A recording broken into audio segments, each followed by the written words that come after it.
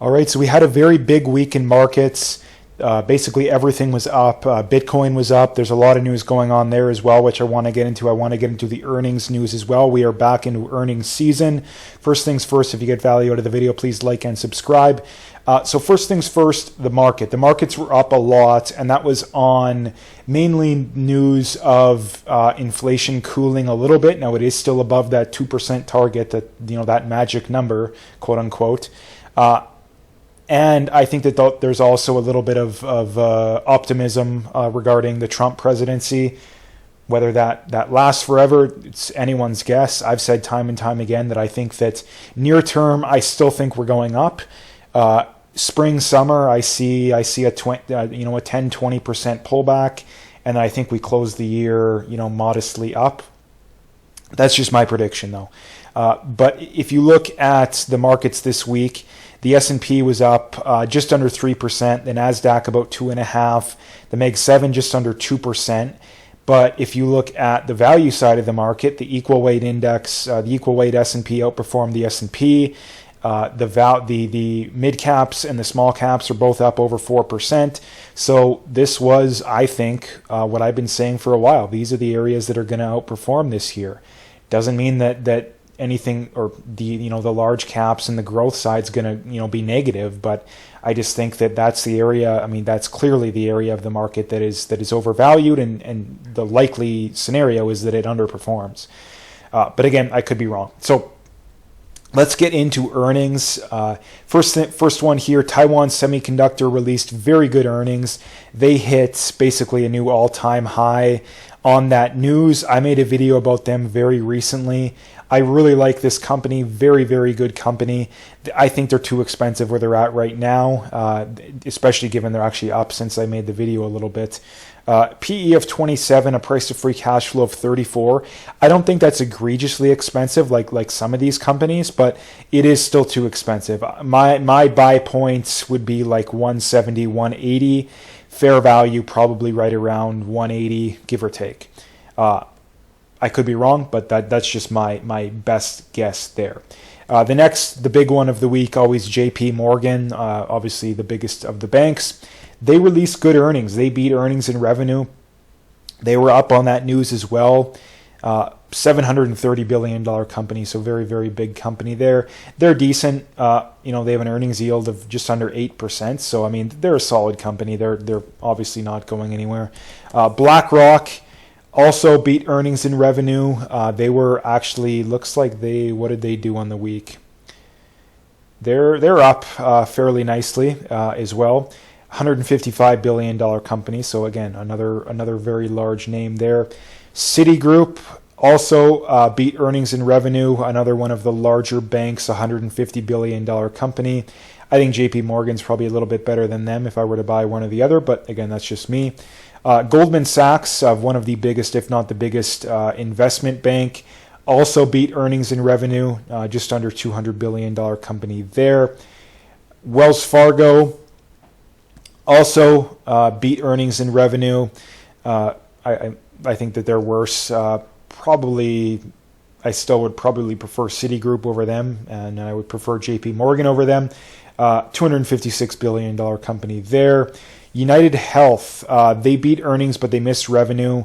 Obviously, they've had the news with the CEO being killed recently. They're a behemoth. I remember saying I sold my United Health, 6 months ago. Roughly, just off the top of my head. I never had a huge position.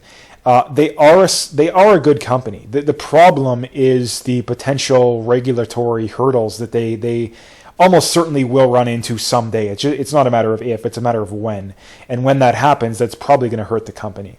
But they are almost a $500 billion company. Bank of America beat earnings and revenue. I believe this used to be one of Buffett's biggest holdings. I think he sold off some of it recently. The next one, Bank of America would not load. They did beat earnings and revenue. However, the next one is U.S. Bank Corp. I believe they're one of the biggest, if not the biggest, of the technically regional banks. Also beat earnings and revenue. And then the last one here, Bank of Ozark. This is also one of the bigger Regional banks also beat earnings and revenue. Actually, they're only $5.5 billion, so they're not actually that big. This is one of the better ones, I think, though. Of all the regional banks, I think this is one of the best ones. If not, I don't know if they're the best because I haven't dug too deep. I think there's some that I might prefer, but this is definitely one of the best. I mean, they have a 12% earnings yield, 3.5% dividend. They're growing it 10% per year.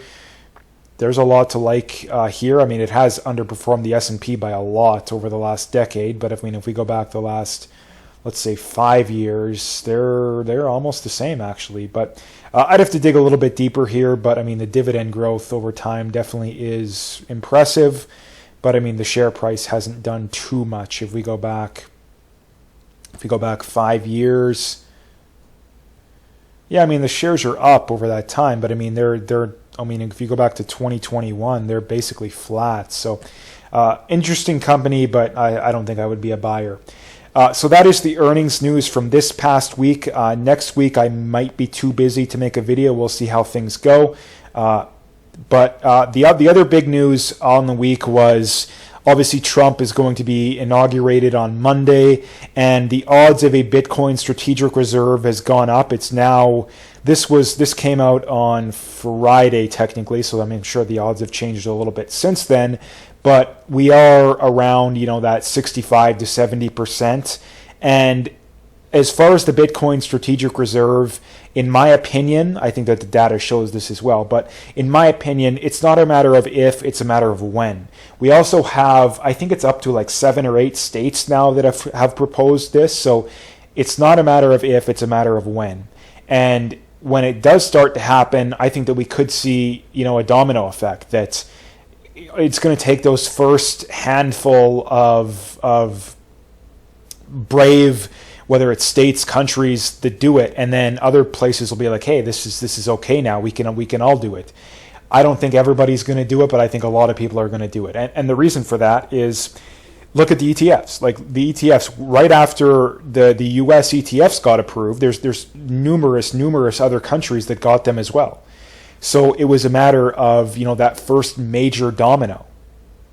Now, Trump has talked a lot about, a crypto strategic reserve, and I think that would be a huge mistake because Bitcoin is the only true cryptocurrency. The rest are, glorified Ponzi schemes, or it's just glorified gambling, and a lot of people are going to disagree with that, I know, but I don't really care because I've yet to hear someone make a use case. The privacy coins, I think, have a use case, but I think the Bitcoin is still clearly superior to them. But if you look at your XRPs, the Solanas, the Ethereums of the world, I've yet to meet someone that makes a clear use case as to why they are better than Bitcoin. And I mean, you take XRP, for example. I've talked to a lot of these kind of bros lately, and they really have two arguments, at least that I've heard. The first one is number go up, therefore it's good. And the second one is the whole Swift is going to use it. And the first one is just, okay, that's just proof it's glorified gambling, which is my hypothesis.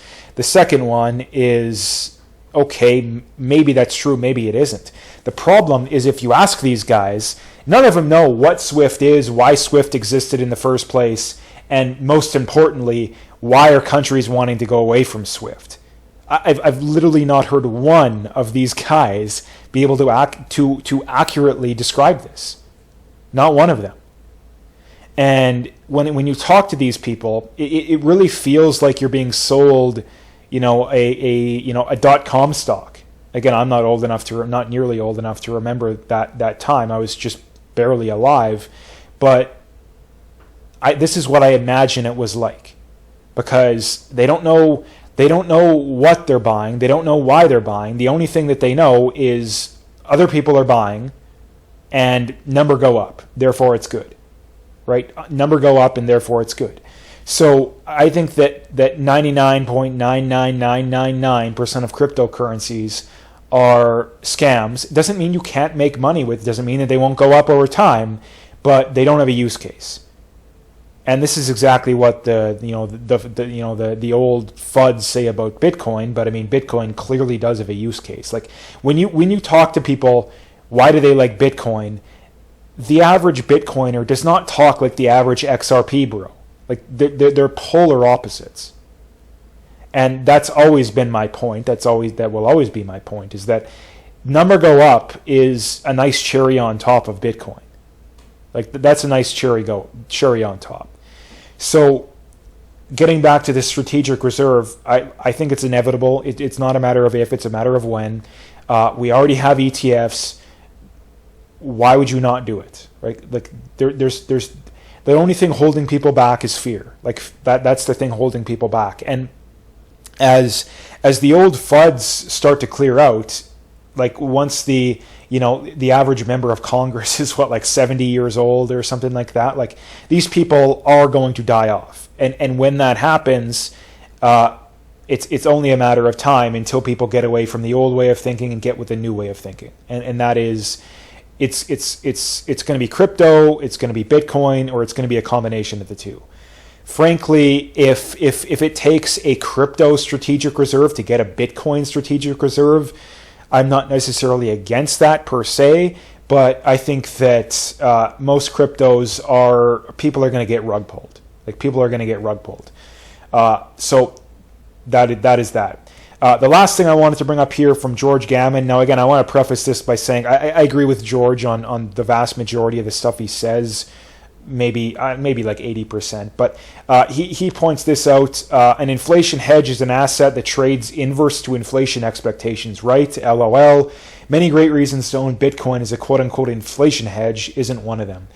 So he's responding to this article. Bitcoin approaches 100,000 as inflation cools, and I hate to be rude, because like I said, I like George. I think he does a lot of good work, but he's completely missing the point here. Like he's completely missing the point. And the point should be obvious, because he's very, very knowledgeable when it comes to economics. But the point is, nobody cares, especially in first world developed countries, maybe in like your third world, like Brazil's and Argentina's, like these kind of places that have like persistent double-digit inflation, like the America, Canada, Europe, like these kind of places. People don't care about inflation over very short periods of time. What people care about is inflation over long periods of time. We're talking years, if not decades. And when you look at Bitcoin, if you go back a decade, what is the best hedge against inflation? Is it stocks? Is it real estate? Is it gold? Or is it Bitcoin? It's Bitcoin, and it's not even close. And the fact that George completely misses this is kind of embarrassing, frankly. I mean, if I was him, I would delete this post. But you got to call a spade a spade. I'm sure he's not that fragile that he's afraid to be called out, and it's not like he's going to see this anyways. But again, I have to point this out because I can't stand these straw man arguments that people make, and this is just more proof in my mind that Bitcoin is the real deal, because this is the best arguments that people can come up with is these just absolutely garbage straw man arguments. So anyway, that's what I wanted to bring up today. If you liked the video, please like, subscribe, comment like I mentioned there, and stay tuned for more.